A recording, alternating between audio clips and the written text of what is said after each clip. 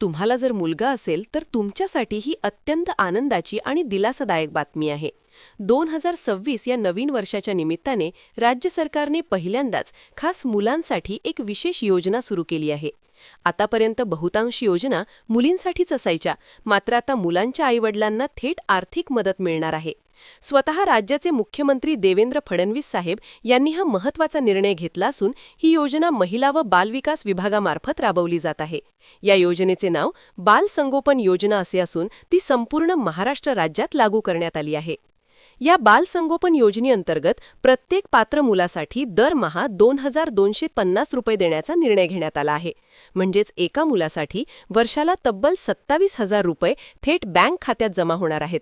जर घरात 2 मुले असतील तर दोघांसाठी मिळून वर्षाला 54,000 रुपये मिळणार आहेत. मुलाचे वय कितीही असो, तो नवजात असो, शाळेत 1ली ते 10वी शिकत असो, कॉलेजमध्ये शिक्षण घेत असो किंवा जवळजवळ 18 वर्षांचा असो, तरीही 18 वर्षांखालील सर्व मुलांसाठी या योजनेचा लाभ मिळणार आहे. त्यामुळे राज्यातील पालकांसाठी ही खरोखरच मोठी आनंदाची बातमी ठरली आहे.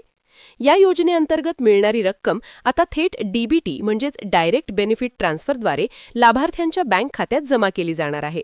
यासाठी पालकांचे बँक खाते चालू शकते किंवा मुलाच्या नावाचे मायनर खाते असल्यास त्यावरही ही रक्कम जमा केली जाऊ शकते. काही ठिकाणी पालक आणि मुलाच्या नावावर संयुक्त खाते असल्यास त्यावर देखील हा लाभ मिळू शकतो. त्यामुळे कुठलाही गैरव्यवहार न होता थेट आणि सुरक्षित पद्धतीने पैसे मिळणार आहेत. या योजनेचे अर्ज कालपासूनच सुरू झाले असून जे पालक लवकरात लवकर अर्ज भरून आवश्यक कागदपत्रांसह जमा करतील त्यांना त्याच महिन्यापासून या योजनेचा लाभ मिळण्याची शक्यता आहे. मात्र जे पालक अर्ज भरणार नाहीत किंवा कागदपत्रांमध्ये चुका करतील त्यांच्या बँक खात्यात ही रक्कम जमा होणार नाही.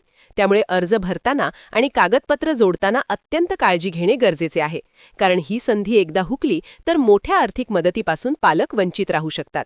या बाल संगोपन योजनेसाठी काही आवश्यक कागदपत्रे जोडावी लागतात. त्यामध्ये पालकांचे आधार कार्ड, बालकाचा जन्म दाखला किंवा बोनाफाईड प्रमाणपत्र, रहिवासी पुरावा, उत्पन्नाचा दाखला, कुटुंबाचा एकत्रित फोटो, पालकांचे किंवा मुलाचे बँक पासबुक आणि आवश्यक असल्यास दिव्यांग प्रमाणपत्र किंवा पालकांचा मृत्यू प्रमाणपत्र यांचा समावेश आहे. बालकाचे वय 18 वर्षांखालील असल्याचा पुरावा देणे देखील आवश्यक आहे. ही सर्व कागदपत्रे योग्य आणि पूर्ण असणे अत्यंत महत्त्वाचे आहे. ही योजना विशेषतः अत्यंत गरजू आणि अडचणीच्या परिस्थितीत असलेल्या बालकांसाठी आहे. अनाथ बालके, आई किंवा वडील यांपैकी एकाचा मृत्यू झालेली मुले, कोविडमध्ये पालक गमावलेली मुले, घटस्फोटित किंवा विभक्त कुटुंबातील बालके, एकल माता किंवा एकल पित्यांची मुले, गंभीर आजारग्रस्त पालकांची मुले, कुष्ठरोग किंवा HIV ग्रस्त पालकांची मुले, बाल कामगार किंवा अतिशय गरीब परिस्थितीत जगणारी मुले या योजनेसाठी पात्र ठरतात. अशा कुटुंबांसाठी ही योजना खरोखरच आधार देणारी ठरणार आहे. हा अर्ज भरून पालकांनी आपल्या तालुका किंवा जिल्ह्यातील महिला व बालविकास विभागाच्या कार्यालयात जमा करायचा आहे. हा फॉर्म त्या कार्यालयात उपलब्ध असून काही जिल्हा परिषदांच्या अधिकृत वेबसाईटवरही योजनेची माहिती स्पष्टपणे देण्यात आलेली आहे. त्यामुळे ही योजना खोटी नसून 100% सरकारी आणि अधिकृत आहे याबाबत पालकांनी कोणतीही शंका मनात ठेवू नये. जर तुमच्या परिसरात अनाथ बालके, एकल माता किंवा एकल पित्यांची मुले किंवा अतिशय गरीब परिस्थितीत राहणारी मुले असतील तर ही माहिती त्यांच्यापर्यंत नक्की पोहोचवा, जेणेकरून जास्तीत जास्त पालक या योजनेचा लाभ घेऊ शकतील. जर तुम्हाला या योजनेचा अर्ज किंवा PDF फॉर्म हवा असेल तर कॉमेंटमध्ये नक्की कळवा. व्हिडिओ आवडला असेल तर लाईक करा, चॅनलला सबस्क्राईब करा आणि अशीच महत्त्वाची माहिती मिळवण्यासाठी आमच्याशी जोडलेले रहा. धन्यवाद.